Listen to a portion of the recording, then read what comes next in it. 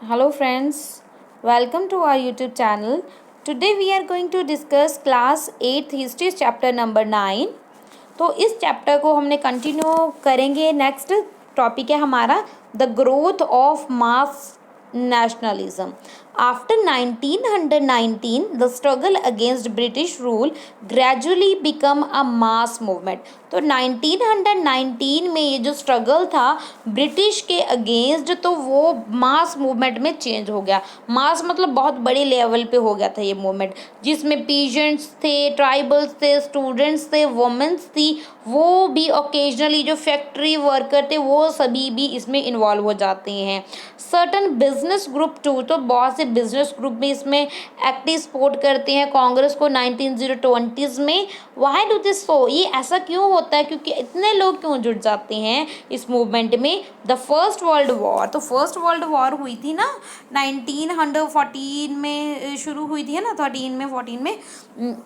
Altered the economy and the political situation in India. तो इस world war की वजह से हमारा जो इंडिया की जो इकोनॉमिकल और पॉलिटिकल सिचुएशन पे बहुत ज़्यादा असर पड़ा था, बहुत इफेक्ट पड़ा था. It led to a huge rise in the defence expenditure of the government of India. तो भाई वॉर हो रही है, भाई अब आर्मी के ऊपर पैसा खर्चना पड़ेगा, तो गवर्नमेंट ने बहुत पैसा खर्च किया आर्मी के ऊपर. The government in turn increased taxes on individual income and business profits.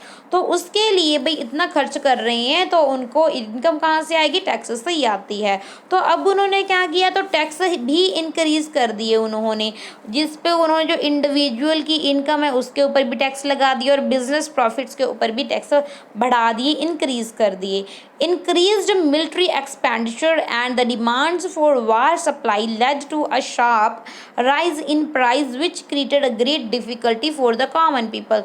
तो आम जनता बहुत प्रभावित होती है, क्योंकि जो इस पे मिलिट्री पे बहुत ज़्यादा खर्चा होता है, चीज़ों की डिमांड बढ़ती है, तो प्राइसेस भी ऑटोमेटिकली फिर राइज होते हैं, तो जिससे डिफ़िकल्टी का सामना करना पड़ता है जो कॉमन पीपल है उनको. ऑन द अदर हैंड, दूसरी साइड अगर हम देखें जो बिजनेस ग्रुप थे, तो उनको तो बहुत ज़्यादा प्रॉफिट हो रहा था, इससे वॉर से बहुत ज़्यादा प्रॉफिट कमा रहे थे. एज यू हैव सीन, जैसे कि आपने चैप्टर नंबर 7 में देखा था, the war created a demand for the industrial good. तो वॉर की वजह से जो इंडस्ट्री का जो सामान है वो बढ़ने लगा, यानी कि उसकी मांग बढ़ने लगी. And cause a decline of the import from the other countries into India, जिससे जो इंडिया में इम्पोर्ट कम हो गया. इंडिया में इंपोर्ट कम हो गया, इंडिया में जब सामान आएगा नहीं तो बिकेगा कैसे, लोग यूज़ कैसे करेंगे. तो अगर आएगा नहीं तो वो अपना ही इंडिया का सामान यूज़ करेंगे, तो ऐसा ही हुआ. So Indian industries expanded during the war. तो इसलिए जो इंडिया की जो फैक्ट्रीज हैं, तो वो इस समय पे वॉर के समय में उन्होंने विस्तृत हो गई थी. And Indian business groups began to demand greater opportunity for development. तो और भी ज़्यादा अपॉर्चुनिटी की मांग कर रहे थे डेवलप करने के लिए इंडिया के business group. The war also lead the British to expand their army. तो वॉर की वजह से जो ब्रिटिशर्स हैं उनको आर्मी को और ज़्यादा बढ़ाना पड़ा.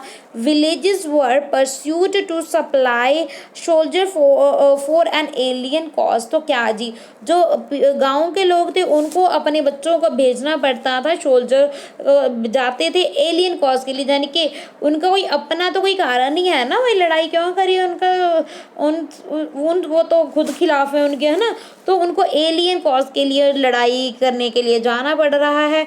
अ large number of the soldier were sent to a serve abroad. तो बहुत सोल्जर को अब्रॉड भेजा जाता है. Many return after the war. तो बहुत से वॉर के बाद आ जाते हैं विद एन अंडरस्टैंडिंग. तो किस understanding of the way in which imperial power were exploited the people of Asia and Africa and with the desire to oppose a colonial rule in India. तो वही वहाँ से लेके आते हैं, आइडियाज़ लेके आते हैं, क्योंकि हम जहाँ अगर हम कहीं जाते हैं ना तो वहाँ के आइडिया भी हमें मिलते हैं. तो उनको पता चलता है जो अफ्रीका के लोग हैं, तो जो एशिया के लोग हैं तो वो भी अब कॉलोनियल रूल के खिलाफ खड़ा होंगे, ठीक है। तो ये सब कुछ उन्होंने एक्सप्लोर किया है कि और भी अपोज करती हैं। फर्दर वो 1917 there was a revolution in Russia. तो ये बहुत ही इंपॉर्टेंट पॉइंट है कि रशिया में 1917 में रेवोल्यूशन हुआ था। Knew about peasant and news about peasants and the workers struggle and idea of the socialism circulate widely. तो ये जो आइडिया था ये सोशलिज्म का, ये बहुत दूर तक फैल गई है आइडिया पीजेंट्स एंड वर्कर का, ठीक है।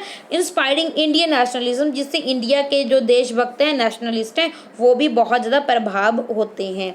एडवेंट ऑफ महात्मा गांधी, महात्मा गांधी जी के बारे में पढ़ेंगे, हमारे राष्ट्रपिता के बारे में, national father of our country India, Mahatma Gandhi ji. It is in these circumstances that Mahatma Gandhi emerged as a mass leader। तो यानी कि बहुत मास मतलब क्या होता है, बहुत ज़्यादा जनसंख्या के, बहुत ज़्यादा लोगों के ये एक लीडर के तौर पे एमर्ज होते हैं। Okay, as you know Gandhi ji age 46, तो उनकी एज थी 46 जब वो इंडिया आते हैं। 1915 में आते हैं। 46 की एज में कहाँ से आते हैं, साउथ अफ्रीका से आते हैं।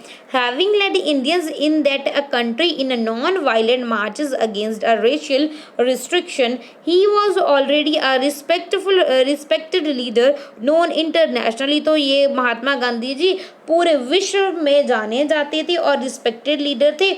और मतलब वो रेशिस्ट है ना, रेस के बेस्ड पे जब उन किसी के साथ भेदभाव होता है तो उस रिस्ट्रिक्शन को, मार्चेस वगैरह जो नॉन वायलेंस के, तो मतलब नॉन वायलेंस का रास्ता अपनाना चाहते थे वो।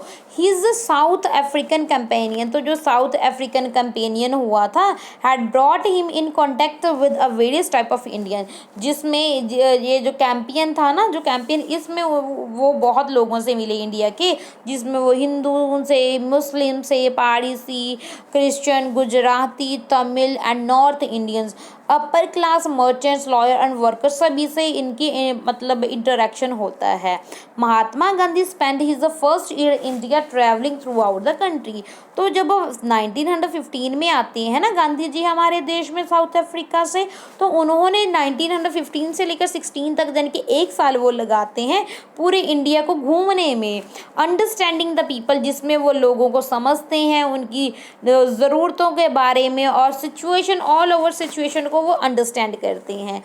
His earliest intervention were in a local movement in a Champaran, Kheda and Ahmedabad, where he came into contact with Rajendra Prasad and Vallabhbhai Patel। तो यहाँ पे तो ये मिलते हैं चंपारण, खेड़ा और अहमदाबाद में ये मिलते हैं राजेंद्र प्रसाद और वल्लभ भाई पटेल से, ठीक है। In Ahmedabad he led a successful mill worker strike. तो वहाँ पे 1918 में वो एक सक्सेसफुल एक स्ट्राइक करवाते हैं, एक हड़ताल होती है मिल वर्कर्स की, ठीक है। Let us now focus in some details on the movements और ऑर्गेनाइज्ड बिटवीन 1999 टू 1922। 1919 से लेकर 1922 तक बहुत सी मूवमेंट चलाई गई थी गांधी जी के द्वारा। इम्पॉर्टेंट है सभी, कौन कौन सी मूवमेंट थी सबके बारे में हम देखेंगे। सबसे पहले हम ये देख लेते हैं फिगर में, है ना।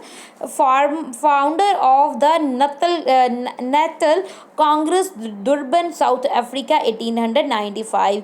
इन 1895 along with the other Indians, Mahatma Gandhi established the National Congress to fight against the racial discrimination. तो महात्मा गांधी भी एक ये जो नेशनल कांग्रेस बनाई गई थी साउथ अफ्रीका में, ये इसमें भी ये मेंबर थे। ओके, तो can you identify Gandhi ji, क्या आप गांधी जी को पहचान सकते हो कौन है। He standing at the centre in the row at the black, wearing a coat and tie. तो कोट एंड टाई जिसने पहनी हुई है वो गांधी जी हैं। तो मैं बता देती हूँ कौन से हैं गांधी जी, हमारे राष्ट्रपिता ये हैं हमारे गांधी जी, ये देखो ये रहे, ठीक है ये। ओके, ये हमारे गांधी जी हैं। ओके, तो हम बात करेंगे अब सत्याग्रह इन बहुत इंपॉर्टेंट है, सब जो बहुत ध्यान से सुननी है आपने। In 1919 Gandhi ji gave a call for a satyagraha against the Rowlatt Act हुआ था, एक रॉल्ट एक्ट हुआ था, उसके अगेंस्ट गांधी जी सत्याग्रह करने के लिए बोलते हैं। That the British has just pass, जो ये जो रॉल्ट एक्ट था वो पास किया था ब्रिटिश गवर्नमेंट ने, उसके अगेंस्ट था ये सत्याग्रह मूवमेंट। कब चलाया गया था? 1919 में। किसके लीडरशिप में चलाया गया था? गांधी जी की, ठीक है। The act curbed fundamental rights such as the freedom of expression and strengthen police power. तो इससे क्या होता है, इस जो रॉल्ट एक्ट में क्या था, जो फंडामेंटल राइट्स होते हैं वो खोए जा रहे हैं, कर्ब्ड किए जा रहे हैं, और जो पुलिस की पावर है वो उसको ज़्यादा बढ़ा रहा है ये act. Mahatma Gandhi, Mohammad Ali Jinnah and other felt that the government had no right to restrict people's basic freedom. तो महात्मा गांधी जी, अली जिन्ना और बहुत से ऐसे लीडर्स होते हैं जो ये मानते हैं कि गवर्नमेंट को कोई राइट नहीं है कि लोगों की जो बेसिक फ्रीडम को रिस्ट्रिक्ट करे। They criticise the act as the devilish and the tyrannical. तो वो इसको डेविलिश यानी कि शैतानी और टायरनिकल एक्ट बोलते हैं। गांधी जी आज the Indian people to observe. तो गांधी जी जो इंडिया के लोग हैं उनको ऑब्जर्व करने के लिए कहते हैं 6 April 1919 as a day of non violence, जिसको वो नॉन वायलेंस ऑपरेशन करेंगे इस एक्ट के खिलाफ। As day of the humiliation and prayer and hartal जिनके स्ट्राइक करेंगे। Satyagraha Sabha were set up to launch the movement. तो सत्याग्रह सभा जिनके सत्याग्रह का रास्ता अपनाया जाएगा, सत्य का रास्ता अपनाया जाएगा। किसके अगेंस्ट? रॉल्ट एक्ट के अगेंस्ट। रॉल्ट एक्ट में क्या था, ये एक्ट इन्होंने पास कर दिया था ब्रिटिश में ने, जिसमें ये जो ह्यूमन राइट्स हैं, फंडामेंटल राइट्स का विखंडन हो रहा था, और क्या जो पावर है पुलिस की वो उसको ज़्यादा स्ट्रेंथन दी जा रही थी। The Rowlatt Satyagraha turned out to be the first all India struggle against the British government although it was a largely restrict in cities. तो ये यानी कि बड़े लेवल पे ये जो सत्याग्रह मूवमेंट चली थी, यानी कि इसमें बहुत ज़्यादा लोग इन्वॉल्व हो गए थे, सब ने स्ट्रगल की थी ब्रिटिश गवर्नमेंट के खिलाफ इस एक्ट के बाद। In April 1919 there was a number of demonstration and hartals in the country and the government used a brutal measures to suppress them. तो क्या जी, ये लोगों ने डेमोन्स्ट्रेशन की, हड़ताल की गवर्नमेंट के खिलाफ, तो हुआ क्या, तो जो गवर्नमेंट ने इनको सप्रेस करने के लिए बहुत ब्रूटल मेजर्स अपनाए, ठीक है, यानी कि इनके ऊपर कह सकते हैं बहुत अत्याचार किए, है ना। द जलियांवाला बाग, तो जलियांवाले बाग को कौन भूल सकता है ना। तो Jallianwala Bagh atrocities influenced by general Dyer in Amritsar on Baisakhi day 13 April को जर्नल डायर ने अमृतसर के ऊपर ये मतलब बिना वार्निंग दिए लोगों के ऊपर गोलियां चलवा दी थी। तो ये भी एक इस सत्याग्रह का ही पार्ट है, ठीक है।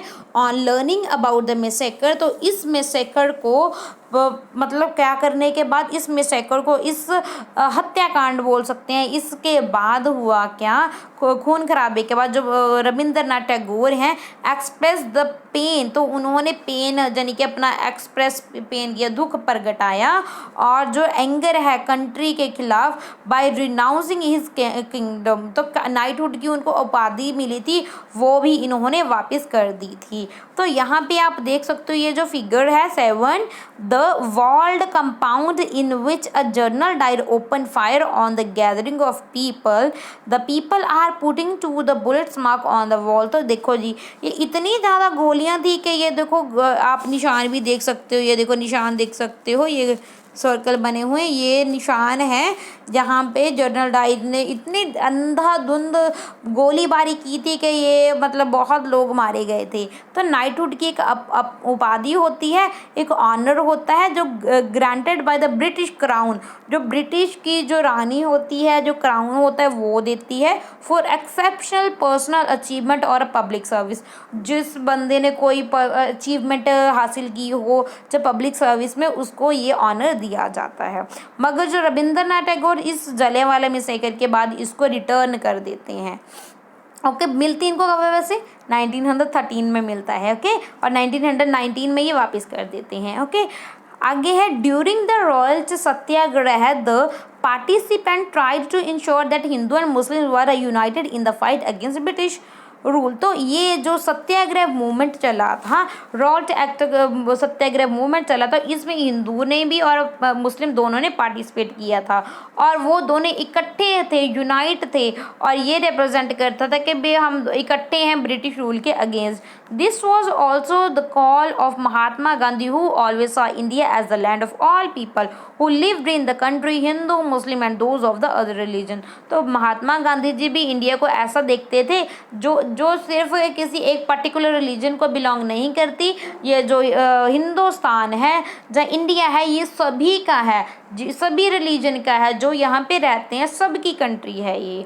ही वॉज कीन that the Hindu and Muslim support each other in any just cause. तो क्या जी, हिंदू एंड मुस्लिम को एक दूसरे की मदद करनी चाहिए, महात्मा गांधी जी का ये कहना था। तो आगे आ जाती है Khilafat agitation and the non cooperation movement. तो इसको भी हम पार्ट में बनाएंगे और पार्ट में मैं लेके आने वाली हूँ इसका। तो बस यहाँ तक हमने जहाँ तक पढ़ा है, तो आई होप आपको समझ में आ गया होगा। Thank you and God bless you.